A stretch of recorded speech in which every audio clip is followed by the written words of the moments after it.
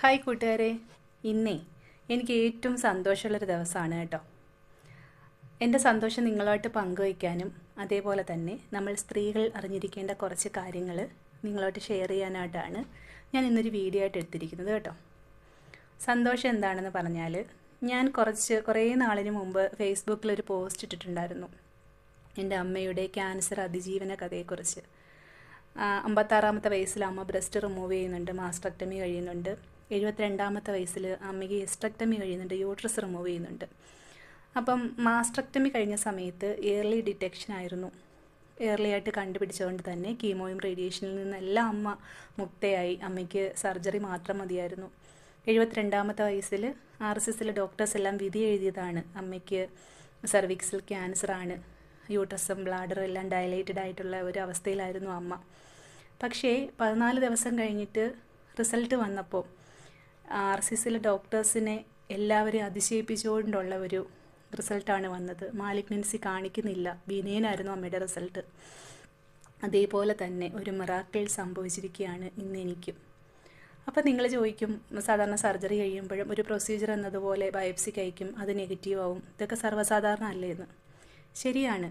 പക്ഷേ എൻ്റെ കാര്യത്തിൽ 15-ാം തീയതി സർജറി കഴിയുന്നു. ഇന്ന് ഒരു 12:30 മണി വരെ ഞാൻ അനുഭവിച്ച ടെൻഷൻ എന്താണെന്ന് എനിക്ക് മാത്രമേ അറിയുള്ളൂ കേട്ടോ.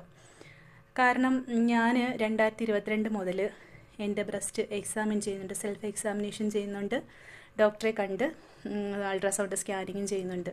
അപ്പോൾ 40 വയസ്സിന് ശേഷമാണ് നമുക്ക് മാമോഗ്രാം പറയുന്നത്. പക്ഷേ എനിക്ക് ഹിസ്റ്ററി ഉണ്ടായതുകൊണ്ട്, എൻ്റെ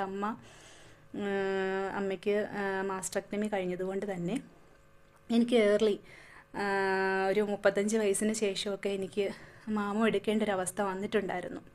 2 വർഷം ഞാൻ മാമോഗ്രാം എടുത്തു.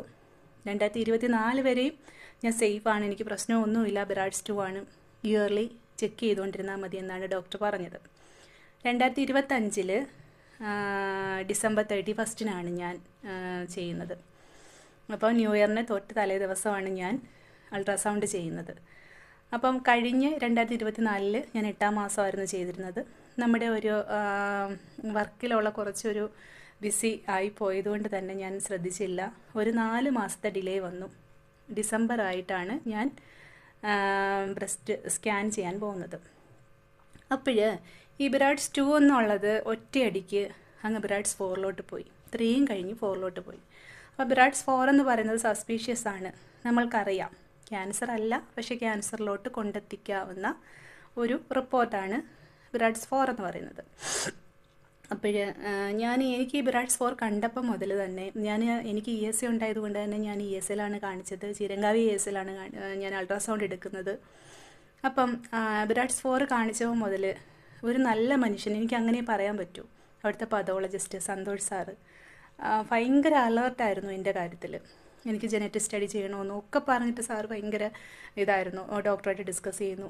അങ്ങനെ എൻ്റെ സർജൻ എനിക്ക് പെട്ടെന്ന് തന്നെ ഒരു ഡേറ്റ് തരികയായിരുന്നു, ഇത് വെച്ച് നീട്ടരുത്, പെട്ടെന്ന് തന്നെ. അങ്ങനെയായിരുന്നു. ജനുവരി 15 എൻ്റെ സർജറി ഫിക്സ് ചെയ്തു. ഡിസംബർ 31 ഞാൻ ബിറാഡ്സ് 4 എന്ന് കണ്ടു. എൻ്റെ അൾട്രാസൗണ്ട് ബിറാഡ്സ് 4 ലക്ഷനാണെന്ന് അറിഞ്ഞു. ജനുവരി 15-ാം തീയതി എൻ്റെ സർജറി. അപ്പം ഇന്ന് ഈ നിമിഷം എനിക്കത് മാത്രമേ ഉള്ളൂ. നാളെ എന്താണെന്ന് എനിക്കറിയില്ല, നാളത്തെ ഒരു സമയം എനിക്ക് വന്നുകൂടാതെ ഇല്ല. പക്ഷേ ഇന്നത്തെ ഈ നിമിഷം മാത്രം നമ്മൾ ചിന്തിച്ചാൽ മതിയല്ലോ. ഇന്ന് ഈ നിമിഷം ഞാൻ ഹാപ്പിയാണ്. വലിയൊരു അതിശയം സംഭവിച്ചിരിക്കുകയാണ് കേട്ടോ. അതായത് ഡോക്ടേഴ്സിനെല്ലാം ഒരു ഒരു ടെൻഷൻ ഉണ്ടായിരുന്നു എൻ്റെ കാര്യത്തിൽ. അസിമെട്രിക്കൽ ഡക്റ്റ് എക്ടേഷ്യ, അതായത് സിമെട്രിക്കൽ ഡക്റ്റ് ഡയലേഷൻ എന്നാണ് എൻ്റെ 2022 മുതലുള്ള മാമോയ്ക്കകത്ത് കാണിക്കുന്നത്, അൾട്രാസൗണ്ടിനകത്ത് കാണിക്കുന്നത്.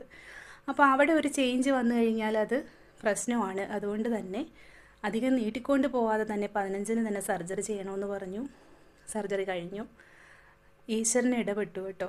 കാരണം ഒരുപാട് പേരുടെ പ്രാർത്ഥനയുണ്ട് എൻ്റെ ഈ റിസൾട്ട് ഇങ്ങനെ ആവാൻ വേണ്ടിയിട്ട്. കാരണം എനിക്ക് പറയാതിരിക്കാൻ പറ്റില്ല, എൻ്റെ ജീവിതത്തിൽ നടന്നിട്ടുള്ളതെല്ലാം ഈശ്വരൻ്റെ ഇടപെടൽ മാത്രമാണ്. എൻ്റെ അമ്മ ബ്രസ്റ്റിൽ ലംബുണ്ടെന്ന് സ്വയം പരിശോധിച്ച് കണ്ടെത്തിയതാണ്. ഞങ്ങൾ വന്ന് പറഞ്ഞു കൊടുത്തു ഇതേപോലെ ചെയ്യണമെന്നും. എൻ്റെ ചേച്ചി നേഴ്സായി ചേച്ചി എനിക്ക് പറഞ്ഞു തന്നിട്ടുണ്ടായിരുന്നു പാൽപ്പേറ്റ് ചെയ്യുന്ന രീതികളും കാര്യങ്ങളും ഒക്കെ. അങ്ങനെ ഒരു ദിവസം അമ്മയോട് പറഞ്ഞു കൊടുക്കുന്നു. അമ്മ പിറ്റേന്ന് അമ്മയുടെ ബ്രസ്റ്റിലൊരു തടുപ്പെന്ന് പറഞ്ഞു വരുന്നു. കാരണം ഒരു സിംറ്റവും കാണില്ല കേട്ടോ. ബ്രസ്റ്റിനകത്ത് എന്തെങ്കിലും പ്രശ്നം ഉണ്ടെന്നുണ്ടെങ്കിൽ നമുക്ക് യാതൊരുവിധ സിംറ്റംസും കാണിക്കില്ല. അതൊരു സ്പ്രെഡിങ് ഒക്കെ ആയി കഴിഞ്ഞതിന് ശേഷമായിരിക്കും നമുക്ക് സിംറ്റംസ് ഒക്കെ കാണിക്കുന്നത്. നമ്മൾ അറിയത്തേയില്ല. അങ്ങനെ ഒരു ഈശ്വരൻ്റെ ഇടപെടലാണ് അന്ന് നടന്നത്. ഭഗവാൻ എന്ന് പറയുന്നത്, നമ്മൾ പ്രാർത്ഥിക്കുന്ന ഈശ്വരൻ എന്ന് പറയുന്നത് വെറുതെ അല്ല കേട്ടോ. അതൊരു മിത്തൊന്നും അല്ല കേട്ടോ, ഒരിക്കലും അല്ല. നമ്മളുടെ ഇപ്പം എനിക്ക് എനിക്ക് എൻ്റെ 22 വയസ്സ് മുതൽ പ്രാർത്ഥനയെന്ന് പറയുന്നതിന് ഫലമുണ്ടെന്ന് തെളിയിച്ചിട്ടുള്ള ഒരാൾ, അറിഞ്ഞിട്ടുള്ള ഒരാളാണ്. കാരണം എൻ്റെ അമ്മയുടെ, എനിക്ക് 22 വയസ്സുള്ളപ്പോഴായിരുന്നു എൻ്റെ അമ്മയ്ക്ക് ബ്രസ്റ്റിൽ ഇങ്ങനെ വരുന്നത്. അപ്പം നമ്മളുടെ ആ പ്രാർത്ഥനയ്ക്ക് ഫലം ഉണ്ടെന്ന് പറയുന്നത് നമ്മളുടെ ജീവിതമായിട്ട് നമ്മൾ തട്ടിച്ചു നോക്കുമ്പോഴാണല്ലേ നമുക്ക് അറിയാൻ പറ്റുന്നത്. കാരണം ഓരോരുത്തർക്കും ഓരോ കാര്യങ്ങൾ ഈശ്വരൻ ഇങ്ങനെ കാണിച്ചു കൊടുക്കും. പിന്നീട് അതൊന്നും അല്ലാതായി തീരുന്ന ആ ഒരു നിമിഷം ഉണ്ടല്ലോ, അത് ഭയങ്കരമാണ് കേട്ടോ. എനിക്കതുകൊണ്ട് എൻ്റെ കൂട്ടുകാരോട് പറയാനുള്ളത്, ഞാൻ ജോലി ചെയ്യുന്നിടത്തായാലും എൻ്റെ ഫ്രണ്ട്സിൻ്റെ അടുത്തെല്ലാം ഞാൻ പറയാറുണ്ട്, നമ്മൾ സെൽഫ് എക്സാമിനേഷൻ ചെയ്യണം. എൻ്റെ അമ്മയുടെ അടുത്ത് ഞാൻ പറഞ്ഞു കൊടുത്തതുപോലെ തന്നെ കുളിക്കുമ്പോൾ നമ്മൾ നോക്കണം, നമ്മളുടെ ബ്രസ്റ്റ് നമ്മൾ തന്നെ പരിശോധിക്കണം. അതിപ്പോൾ എനിക്ക് ഇന്ന് സ്റ്റിച്ച് എടുത്തതേ ഉള്ളൂ, അതുകൊണ്ട് തന്നെ എനിക്ക് കാണിച്ചു തരാനൊരു ബുദ്ധിമുട്ടുണ്ട്. നിങ്ങളെല്ലാവരും കയറിയിട്ട് ഗൂഗിളിലൊക്കെ യൂട്യൂബിലൊക്കെ കയറി നോക്കുമ്പം ഈ ബ്രസ്റ്റ് പാൽപ്പേറ്റ് ചെയ്യുന്ന രീതി ഡോക്ടർമാർ പറഞ്ഞു തരും. ആ രീതി അനുസരിച്ച് നമ്മളുടെ ഈ 4 വിരൽ കൊണ്ട് തന്നെ നമുക്ക് എന്തെങ്കിലും ചേഞ്ച് നമ്മളുടെ ബ്രസ്റ്റിലുണ്ടെങ്കിൽ നമുക്ക് കണ്ടുപിടിക്കാവുന്നതേ ഉള്ളൂ കേട്ടോ. ഞാൻ സ്വയം പരിശോധിക്കുമായിരുന്നു, ഡോക്ടറുടെ സഹായവും. ഞാൻ ഇയർലി ആയിരുന്നു സ്കാൻ ചെയ്തിരുന്നത്. എൻ്റെ ടെസ്റ്റിൻ്റെ റിപ്പോർട്ട് ഞാൻ പറഞ്ഞില്ലേ, സാറ് പതോളജിസ്റ്റ് സാറ് എൻ്റെ കാര്യത്തിൽ ഭയങ്കര ആൻസൈറ്റി കാണിക്കുന്ന ഒരു ഡോക്ടറായിരുന്നു. അതുകൊണ്ട് തന്നെ എനിക്ക് ബിനൈൻ കാണിച്ചു. എൻ്റെ ലെമ്പ് ആ പോർഷൻ എനിക്ക് ബയോപ്സി അയച്ചപ്പം അത് ബിനൈനാണ്. എങ്കിലും സർജറി ചെയ്തപ്പോൾ ആ പോർഷൻ, ആ ലെമ്പുള്ള പോർഷൻ അത്രയും, അതായത് 8 o'clock പൊസിഷനായിരുന്നു. അവിടെ മുതൽ 2 o'clock പൊസിഷൻ വരെയുള്ള ഒരു സ്റ്റഡി ചെയ്യാൻ വേണ്ടിയിട്ട് അവരെടുത്തിട്ടുണ്ടായിരുന്നു. അപ്പോൾ അത് ഫുള്ളായിട്ട് ഹൈദരാബാദിലായിട്ട് ഇന്ന് കൊറിയർ അയച്ചു കൊടുത്തിരിക്കുകയാണ്. കാരണം എന്തെങ്കിലും ഒരു സെല്ല് നമുക്ക് മിസ്സായി പോവണ്ട എന്ന് കരുതി അത് ഫുള്ള്, അതിനൊരു ഇമ്മ്യൂണോ ഹിസ്റ്റോ കെമിസ്ട്രി എന്ന് പറഞ്ഞൊരു സ്റ്റഡി ഉണ്ട്. അതിന് വേണ്ടിയിട്ട് ഹൈദരാബാദിലേക്ക് റിസൾട്ട് വിട്ടിരിക്കുകയാണ്. ഡോക്ടർ പറഞ്ഞിട്ടുണ്ട് അതിനകത്ത് വേറെ പ്രശ്നങ്ങളൊന്നും കാണില്ല, എങ്കിലും നമ്മളുടെ ടെൻഷൻ മാറാൻ വേണ്ടിയിട്ട് നമുക്ക് ആ ഒരു സ്റ്റഡിയും കൂടെ ചെയ്യാമെന്ന് കരുതി ഡോക്ടർ അത് കൊറിയർ അയച്ചു കൊടുത്തിട്ടുണ്ട്. പിന്നെ പറയാനുള്ളതെന്ന് വെച്ചാൽ നമ്മളെ സ്വയം പരിശോധിക്കണം. എന്തെങ്കിലും പ്രശ്നങ്ങൾ ഉണ്ടെന്നുണ്ടെങ്കിൽ നമുക്ക് സ്വയം പരിശോധനയിലൂടെ തന്നെ കണ്ടെത്താവുന്നതേ ഉള്ളൂ കേട്ടോ. പിന്നെ ഒരു 6 മാസത്തിനിടയ്ക്ക് വെച്ച് ഒരു ഗൈനക്കോളജി ഡോക്ടറെ, ഒരു സർജനെയോ കാണിച്ചിട്ട് നമ്മളുടെ സ്ഥലം പരിശോധിക്കണം. അതേപോലെ തന്നെ യൂട്രസിൽ, അതായത് മെൻസ്ട്രേഷൻ പീരീഡിലൊക്കെ എന്തെങ്കിലും ബുദ്ധിമുട്ടുകൾ കാണുകയാണെങ്കിൽ, ഡിസ്ചാർജ് കൂടുന്ന അവസ്ഥയോ അല്ലെങ്കിൽ ഇച്ചിങ് പോലുള്ള എന്തെങ്കിലുമൊക്കെ പ്രശ്നങ്ങൾ ഉണ്ടെന്നുണ്ടെങ്കിൽ നിങ്ങൾ ഒരിക്കലും മടി കാണിക്കരുത് കേട്ടോ. മിക്കവരിലും ഉണ്ടാകുന്ന പ്രശ്നമെന്ന് പറഞ്ഞാൽ മടി തന്നെയാണ്. ആ മടി കാരണമാണ് നമ്മൾ ഡോക്ടർമാരെ കാണാതിരിക്കുന്നത്. എനിക്ക് ബ്രാഡ്സ് 2 ആണോ 3 ആണോ 4 ആണോ എന്നൊന്നും എനിക്കും അറിയില്ലായിരുന്നു. ഞാനിതൊന്നും ശ്രദ്ധിക്കത്തില്ല. ഞാൻ ശ്രദ്ധിക്കാനുള്ള കാരണം എന്ന് വെച്ചാൽ, മോളുടെ ഡെലിവറി കഴിഞ്ഞു, അവളുടെ ഫീഡിങ് ടൈം എല്ലാം കഴിഞ്ഞു. അവൾക്കൊരു 5-6 വയസ്സായി കഴിഞ്ഞതിന് ശേഷം, അതായത് ഫീഡിങ് ഒക്കെ കഴിഞ്ഞ് 4-5 വർഷം കഴിഞ്ഞതിന് ശേഷം എനിക്ക് ബ്രസ്റ്റ് മിൽക്ക് വരുമായിരുന്നു. അപ്പം പ്രൊലാക്റ്റിൻ ടെസ്റ്റ് ചെയ്തു.